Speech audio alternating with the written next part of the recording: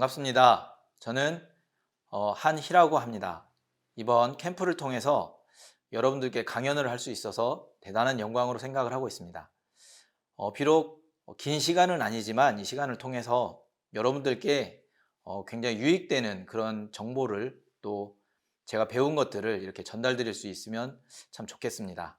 저는 현재 나노종합기술원이라는 곳에서 일을 하고 있는데요. 그곳은 우리나라에서 현재 가장 핫한 이슈가 되고 있는 반도체 그리고 나노 기술을 연구하는 연구소입니다.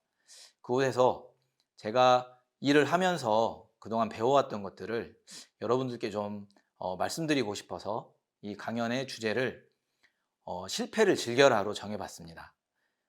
여러분들께서 이 강연을 통해서 실패를 두려워하지 않는 그런 사람들이 되기를 바라는 마음으로 강연을 시작을 해보도록 하겠습니다.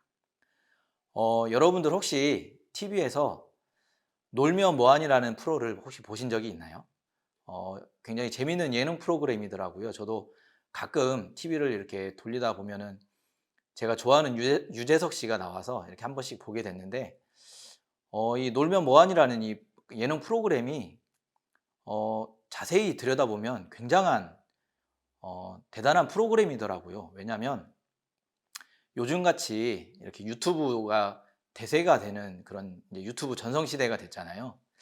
이런 시대에 지상파에서 만든 그 예능 프로그램이 과감히 이전의 그런 포맷을 버리고 새로운 포맷으로 도전한 그런 예능 프로그램이기 때문에 제가 봤을 때는 참 대단한 도전이라고 생각을 합니다. 특히 그 예능 프로그램의 중심에는 유재석 씨라는 굉장히 존재감 있는 그런 방송인이 있죠. 유재석 씨는 국민 MC로 여러분들도 굉장히 잘 아실 텐데요. 이전에 무한도전이라는 그런 프로그램을 오랜 시간 동안 이렇게 끌어오면서 확고한 국민 MC로서의 자리를 굳힌 분입니다. 그래서 우리나라 사람들이라면 누구나 아마 좋아하실 겁니다.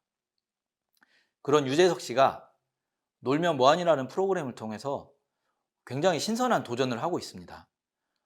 그가 지금까지 쌓아왔던 그런 국민 MC라는 이미지에서 벗어나서 다양한 캐릭터들을 만들어내고 있습니다. 그래서 어떨 때는 트로트 가수로서, 또 어떨 때는 라면을 끓이는 주방장으로서, 또 어떨 때는 드럼을 치는 사람으로 이렇게 굉장히 다양한 부 캐릭터들을 만들어내고 있죠. 저는 그런 포맷의 프로그램이 정말 우리에게 참 신선한 어떤 선한 영향력을 주고 있다고 생각을 합니다. 왜냐하면 기존에 유재석 씨가 쌓아왔던 그런 이미지를 그는 이제 거기에 머무르지 않고 새로운 도전을 계속 하고 있기 때문인데요. 그런 영향에 의해서 유재석 씨가 현재 기존에도 물론 탑 MC로서의 자리를 지켜왔지만 요즘에 특히 더 큰 영향력을 주고 있습니다. 그래서 놀면 뭐하니라는 그 프로그램이 우리에게 어떤 메시지를 주고 있는데요. 그게 뭐냐면 놀면 뭐하니 뭐라도 해봐라. 저는 이렇게 받아들이고 있습니다. 옛말에 노는이 장독 깬다는 말이 있죠. 놀면 뭐하니라는 프로그램도 놀면 뭐하니 뭐라도 한번 해봐라. 우리에게 어떤 이런 메시지를 주고 있다고 생각을 합니다. 그래서 여러분들도 노는이 뭐라도 배우려는 마음으로 과감하게 도전을 하는 그런 여러분들이 되기를 참 바라는 마음이 있습니다. 제가 여러분들께 도전을 해보라고 이렇게 말씀을 드리고 있습니다. 왜 도전을 계속 해야 되는 것일까요? 이것저것 괜히 가능성도 없는 것을 해봤다가 괜히 실패라도 한다면 괜히 손해만 보고 시간 낭비만 하는 것이기 때문에 그냥 본전이라도 찾자. 그런 생각으로 아무것도 안 하고 있다면 그게 과연 본전이 될까요? 혹시 내가 뭐라도 시도를 했다가 그게 실패를 한다면 그거는 과연 정말 마이너스가 되는 것일까요? 꼭 내가 도전을 해서 성공을 해야만 그것이 플러스가 되는 것일까요? 단순히 이렇게만 생각하시는 분들이 있을 것 같습니다. 하지만 무언가 시도를 했다가 실패를 하는 것은 결코 마이너스가 아닙니다. 그리고 여러분들이 아무것도 하지 않고 제자리를 지키려고 하는 것이 결코 본전은 아닙니다. 왜냐하면 다른 사람들이 발전을 하고 있다면 여러분들이 제자리에 머무는 것은 반대로 마이너스가 되는 것입니다. 그래서 단순히 제자리를 지키는 것이 본전도 아니고 실패를 한다고 해서 그것이 마이너스도 아닙니다. 그거에 대해서 제가 여러분들께 조금 더 자세히 설명을 드리고 싶습니다. 여러분들 혹시 마이클 조던이라는 농구 선수를 혹시 들어보셨나요? 아마 굉장히 위대한 농구 스타이기 때문에 누구나 한 번쯤 들어봤을 것 같습니다. 제가 여러분들처럼 중학교, 고등학교 학생일 때 제가 굉장히 농구를 좋아했었는데요. 그때 정말 저는 마이클 조던에 열광을 했었습니다. 정말 그의 플레이를 보고 있으면 너무 화려하고 너무 멋있어서 정말 시간 가는 줄 모르고 그 경기를 봤던 것 같은데요. 정말 그의 점프력은 대단했습니다. 그래서 공중에 붕 뜬 채로 수비수들을 막 농락하고 그러면서 골을 넣는 그의 모습을 보고 있으면 정말 무슨 게임이나 영화를 보는 것 같았습니다. 저는 그런 마이클 조던이 정말 천재 선수라고 생각을 했습니다. 그런데 어느 한 매체에서 그의 인터뷰를 보면서 깜짝 놀라지 않을 수가 없었습니다. 그가 그 인터뷰에서 말한 내용은 정말 제가 지금까지 알아왔던 조던과는 완전히 달랐습니다. 그는 많은 득점을 하고 많은 경기에 이겼지만 반대로 엄청난 실패를 맛본 선수였기 때문입니다. 9,000번이 넘는 슛을 실패를 했다고 합니다. 그리고 그가 자기가 컨디션이 나쁘거나 결정적인 슛을 놓쳐서 진 경기도 굉장히 많다고 합니다. 그리고 그는 고등학교 때 주전으로 뛰지도 못한 선수였다고 합니다. 그런 그가 유명한 말을 남겼습니다. 나는 실패를 하는 건 괜찮다고 생각을 한다. 하지만 시도조차 하지 않는 것은 참을 수가 없다. 그는 그런 말을 했습니다. 그가 왜 그런 말을 했을까요? 제가 단순한 표현으로 좀 설명을 좀 드려보려고 합니다. 물론 농구는 5명이 하는 경기이고 또 여러 가지 변수가 있기 때문에 단순히 설명하기는 어렵지만 제가 한번 설명을 드려보겠습니다. 농구는 정해진 시간 안에 가장 많은 골을 넣는 팀이 이기는 경기죠. 그래서 슛을 한 번이라도 더 많이 던진 팀이 이길 확률이 높아집니다. 만약에 내가 슛을 던질 찬스가 왔습니다. 그런데 그 슛을 던질 찬스에서 내가 이 슛을 못 넣으면 어떻게 하지? 괜히 던졌다가 안 들어가서 경기에 지면 어떻게 하지? 내가 던진 슛이 안 들어가서 우리 동료 선수들이 나를 욕을 하면 어떻게 하지? 만약에 이런 생각을 해서 그가 정해진 시간 안에 슛을 던지지 않았다고 해봅시다. 그러면 그가 슛을 던지지 않았기 때문에 골이 들어갈 확률은 제로입니다. 하지만 그가 슛을 던졌을 때 슛이 들어가거나 안 들어가거나 둘 중 하나이기 때문에 점수가 올라갈 확률은 50%로 올라갑니다. 만약에 슛이 들어가지 않았다고 해도 우리 편이 리바운드를 하면 슛을 던질 찬스가 또 한 번 옵니다. 그렇기 때문에 우리가 점수를 올릴 확률은 더 올라갑니다. 혹시라도 상대편이 리바운드를 했다고 해도 그 상대편이 슛을 던지지 못하게 우리 수비수가 막았다면 또 슛을 던질 찬스는 또 오고 그러면 점수를 올릴 확률은 또 올라갑니다. 어떠세요? 슛을 던지지 않았을 때는 점수를 올릴 확률이 제로지만 슛을 던졌으면 점수를 먹을 수 있는 확률은 계속해서 올라갈 수가 있는 것입니다. 내가 두려워서 슛이 들어가지 않을까봐 걱정이 돼서 던지지 않았다면 그 경기는 절대로 이길 수가 없는 것입니다. 그래서 조던은 이런 의미에서 시도조차 하지 않는 것이 가장 안 좋은 거라고 말을 한 것 같습니다. 어떠세요? 여러분들 조금 동의가 되시나요? 단순히 이렇게 계산을 하는 것이 많은 변수가 있기 때문에 무리가 있지만 이렇게 생각을 해봤을 때 시도라도 하는 것이 훨씬 이득이라는 것을 알 수가 있습니다. 여러분들 성경에서 혹시 사마리아 성에 사는 4명의 문둥이 이야기를 들어보셨나요? 그 4명의 문둥이는 성 밖에서 살아야 했습니다. 문둥병자들은 이렇게 따로 떨어진 곳에서 살아야 됐기 때문에 성 밖에서 이렇게 따로 살고 있었는데요. 성 안에서 가족들이 음식을 갖다 주는 것으로 먹으면서 그렇게 연명하면서 살았습니다. 그런데 그 사마리아 성이 아람이라는 적에게 둘러싸여서 오랫동안 굶주리게 됐습니다. 성 안이 굶주렸기 때문에 성 밖에 사는 4명의 문둥이에게 음식을 갖다 주는 사람이 없었겠죠. 그래서 4명의 문둥이도 결국 음식을 갖다 주는 사람이 없기 때문에 굶어 죽어야 됐습니다. 굶어 죽을 확률 100%죠. 그런데 그 4명의 문둥이가 이런 생각을 했습니다. 사마리아 성에는 먹을 게 없다. 그래서 우리는 앉아 있으면 분명히 굶어 죽는다. 하지만 아람진에 가면 먹을 것이 있다. 그러면 우리가 여기 앉아서 100% 굶어 죽을 것을 기다릴 거냐? 아니면 아람진으로 가서 아람 군대가 살려주면은 먹을 게 생기는 거고, 안 살려주면은 죽겠죠. 그런데 아람진으로 가는 것이 조금이라도 살아남을 수 있는 확률이 높아지는 것입니다. 그래서 4명의 문둥이는 발걸음을 떼서 아람진으로 갔습니다. 이거는 대단한 마인드인 것입니다. 앉아있으면 100% 죽기 때문에 뭐라도 해봐야 되겠다는 생각 때문에 그 마음으로 분명한 음식이 있는 아람진으로 발걸음을 뗄 수가 있었던 것입니다. 여러분, 이런 것처럼 아무것도 안 하고 시도조차 하지 않는 것은 내 삶을 변화시킬 수 있는 가능성이 제로라는 것입니다.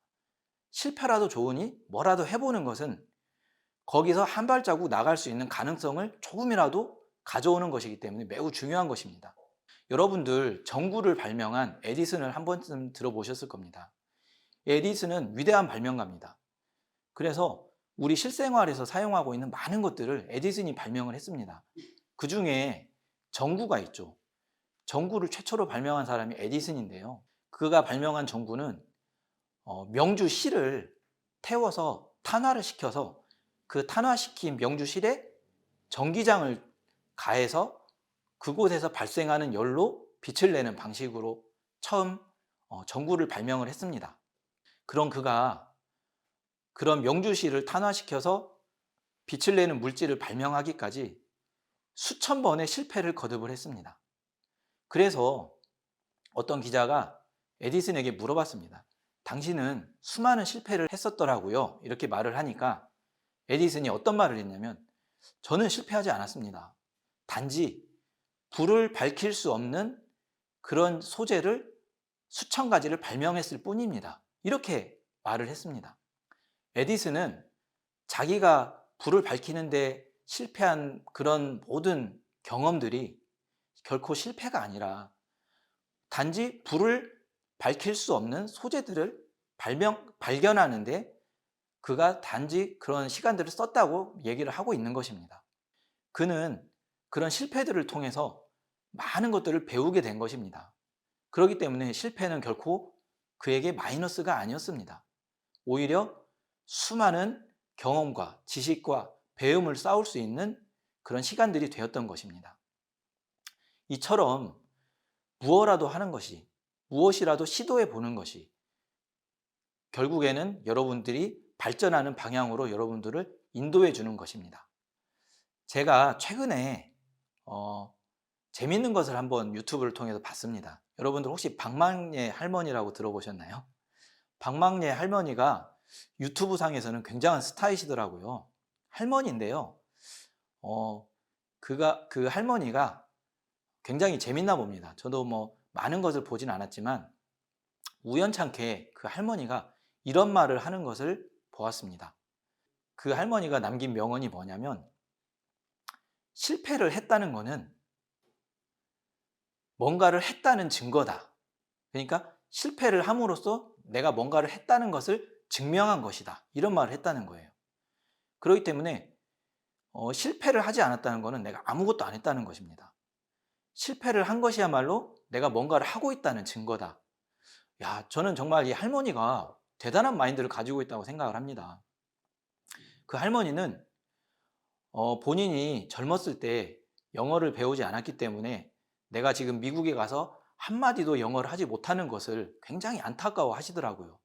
그러면서 젊었을 때 뭐라도 배우면 그게 나중에 분명히 쓸모가 있다는 것을 할머니가 강하게 얘기를 하고 계셨습니다. 뭐라도 배워라. 뭐라도 해봐라. 실패를 두려워하지 마라. 할머니는 그런 메시지를 요즘 젊은이들에게 계속 던지고 계셨습니다. 그래서 꼭 아무것도 안 하는 녀석들이 이러쿵저러쿵 말이 많더라. 그런데 실패라도 하면은 배우는 거라도 있다. 실패가 많아질수록 그거는 본인에게 경력이 된다. 이 할머니가 이런 말씀을 하시더라고요. 정말 명언이지 않습니까? 요즘 젊은이들이 꼭 배워야 되는 마인드입니다. 여러분들 혹시 그 슈퍼셀이라는 게임 회사를 들어보셨나요? 이 슈퍼셀이라는 게임 회사는 핀란드에 있는 게임을 만드는 회사인데요. 이 회사에는 독특한 기업 문화가 있습니다. 뭐냐면 실패 축하 파티라는 기업 문화가 있습니다. 참 독특한 기업 문화죠.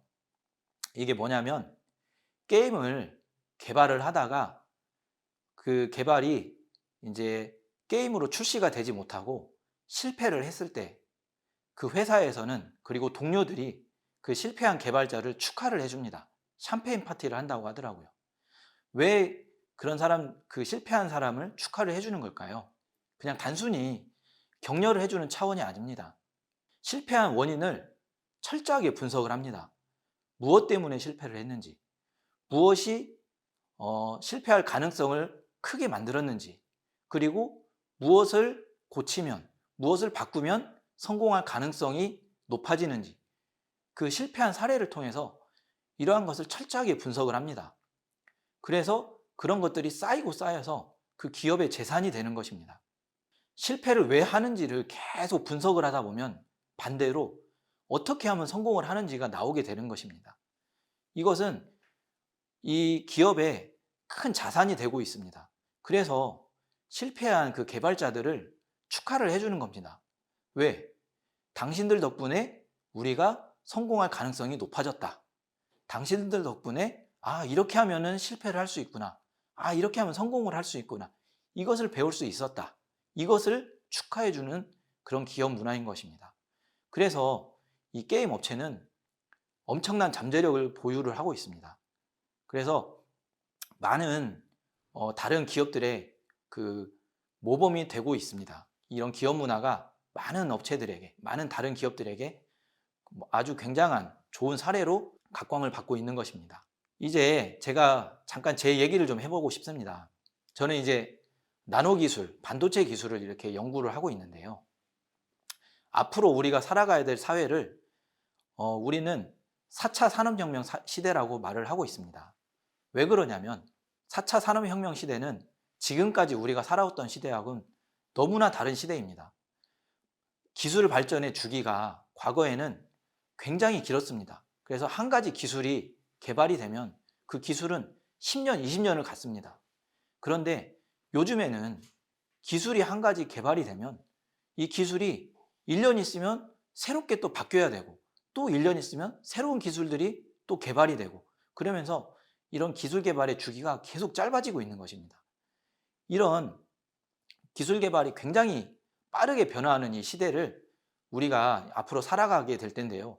어떤 자세로 살아가야 될까요? 우리가 이 4차 산업혁명 시대를 흔히 세 가지로 표현을 하고 있습니다. 초연결, 초지능, 초융합. 뭔가 굉장히 어려운 단어 같죠? 하지만 그렇게 어려운 말은 아닙니다. 말 그대로 계속해서 끊임없이 연결이 되고, 또 어떤 지능을 계속해서 발전시키고, 또 새로운 분야들이 끊임없이 융합되는 그런 시대라는 얘기입니다. 이런 시대를 우리는 어떻게 살아가야 되는 것일까요? 초연결이라는 것은 말 그대로 더 밀접하게, 더 다양하게, 더 긴밀하게 연결이 되는 시대라는 것입니다. 벌써 우리가 사용하고 있는 이 스마트폰으로 우리는 많이 가까워져 있습니다. 이미 다른 대륙에 살고 있는, 다른 나라에 살고 있는 많은 사람들과 우리는 이 스마트폰을 통해서 끊임없이 연결되는 시대를 살아가고 있는 것입니다. 그래서 앞으로는 기계와 기계, 사람과 사람, 또 사람과 기계가 지금보다 훨씬 더 긴밀하게 연결이 될 것입니다. 앞으로 우리가 이런 초연결 시대를 살아가야 될 것인데요. 예를 들어 보면 예전에는 불이 나면 우리가 직접 전화를 걸어서 어느 위치에 불이 났습니다 하고 신고를 해야 됐습니다.